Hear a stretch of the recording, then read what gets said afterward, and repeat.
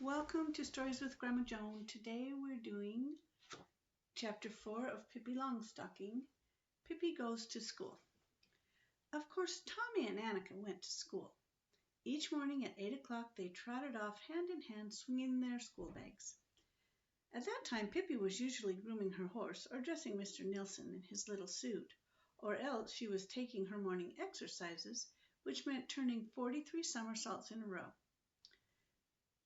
Then she would sit down at the kitchen table and, utterly happy, drink a large cup of lemon juice and eat a piece of bread and cheese. Tommy and Annika always looked longingly towards Villa Villacula as they started off to school. They would much rather have gone to play with Pippi, if only Pippi had been going to school. That would have been something else again.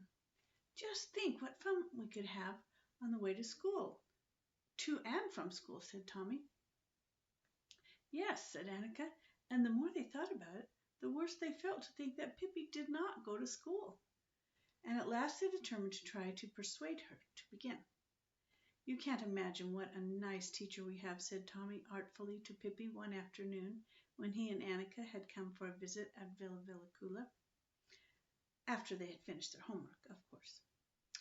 If you only knew what fun it is in school, Annika added, I'd die if I couldn't go to school. Pippi sat on a hassock, bathing her feet in the tub. She said nothing, but just wiggled her toes for a while so that the water splashed around everywhere. You don't have to stay very long, continued Tommy, just until 2 o'clock. Yes, and besides, we get Christmas vacation and Easter vacation and summer vacation, said Annika. Pippi bit her big toe thoughtfully, but still said nothing. Suddenly, as if she had made some decision, she poured all the water out on the kitchen floor, so that Mr. Nilsson, who sat nearby her playing with a mirror, got his pants completely soaked.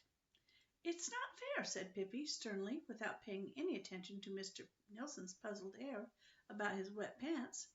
It's absolutely unfair. I don't intend to stand for it.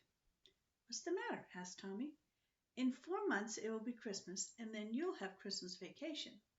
But what'll I have? Pippi's voice sounded sad. No Christmas vacation. Not even the tiniest bit of Christmas vacation, she complained. Something will have to be done about that. Tomorrow morning I'll begin school. Tommy and Annika clapped their hands with delight.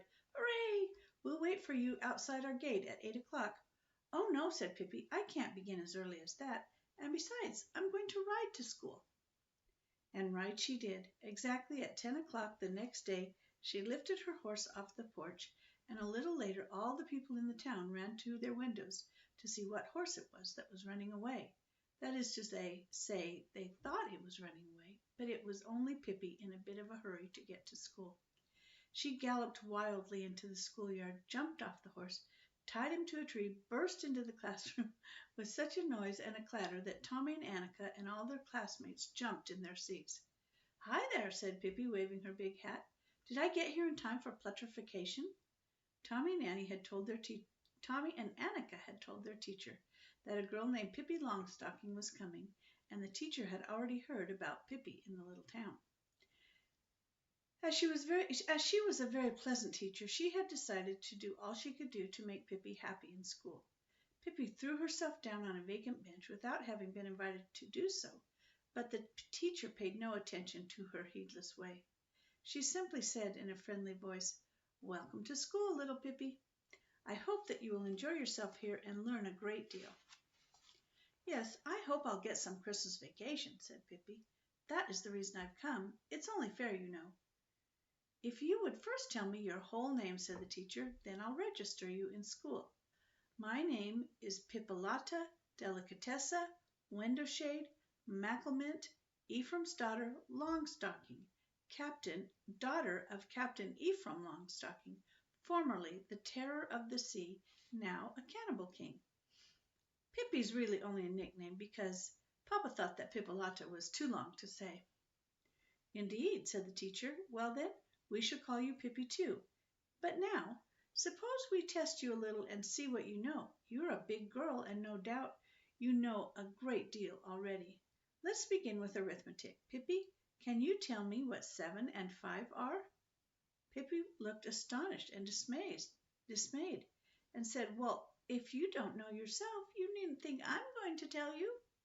All the children stared in horror at Pippi, and the teacher explained that one couldn't answer that way in school.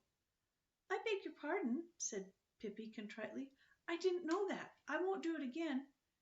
"Well, let us hope not," said the teacher. "And now I will tell you that 7 and 5 are 12. "See that?" said Pippi. "You knew it yourself. Why were you asking then?" The teacher decided to act as if nothing unusual were happening, and went on with her examination. "Well, now, Pippi, how much do you think 8 and 4 are?" "Oh, about 67, haphazarded Pippi. "Of course not," said the teacher. "8 and 4 are 12. "Well, now, really, my dear little woman," said Pippi, "that is carrying things too far. You just said that 7 and 5 are 12. There should be some rhyme and reason to things in school. Furthermore, if you are so childishly interested in that foolishness, why don't you sit down in the corner by yourself and do arithmetic, and leave us alone so we can play tag?" The teacher decided there was no point in trying to teach Pippi any more arithmetic. She began to ask the other children the arithmetic questions. "Can Tommy answer this one?" she asked. "If Lisa has 7 apples and Axel has 9 apples, how many apples do they have?" "Yes, you tell us, Pippi," interrupted, "and tell me too. If Lisa gets a stomach ache and Axel gets more stomach ache, whose fault is it, and where did they get hold of the apples in the first place?" The teacher tried to pretend that she hadn't heard and turned to Annika. "Now, Annika, here's an example for you. Gustav was with his schoolmates on a picnic. He had a quarter when he started out and 7 cents when he got home. How much did he spend?" "Yes, indeed," said Pippi. "I also want to know why he is so extravagant, and if it was pop he bought, and if he washed his ears properly before he left home." The teacher decided to give up arithmetic altogether. She thought maybe Pippi would prefer to learn to read, so she took out a pretty little card with a picture of an ibex on it. In front of the ibex's nose was the letter I. "Now, Pippi," she said briskly, "you'll see something jolly. You see here an ibex, and the letter in front of the ibex is called I." "That I'll never believe," said Pippi. "I think it looks exactly like a straight line with a little fly speck over it. But what I'd like to know is, what was the ibex to do with the fly speck?" The teacher took out another card with a picture of a snake on it and told Pippi that the letter on that was a snake. It was an S. "Speaking of snakes," said Pippi, "I'll never ever forget the time I had a fight with a huge snake in India. You can't imagine what a dreadful snake it was, 14 yards long and as mad as a hornet. And every day he ate up 5 Indians and then 2 little children for dessert. And one time he came and wanted me for dessert, and he wound himself around me, and but I've been around a bit, and I hit him in the head, bang, and then he hissed, and then I hit him again, and bingo, he was dead. And indeed, so that is the letter S. Most remarkable." Pippi had to stop to get her breath, and the teacher had now begun to think that Pippi was an unruly and troublesome child.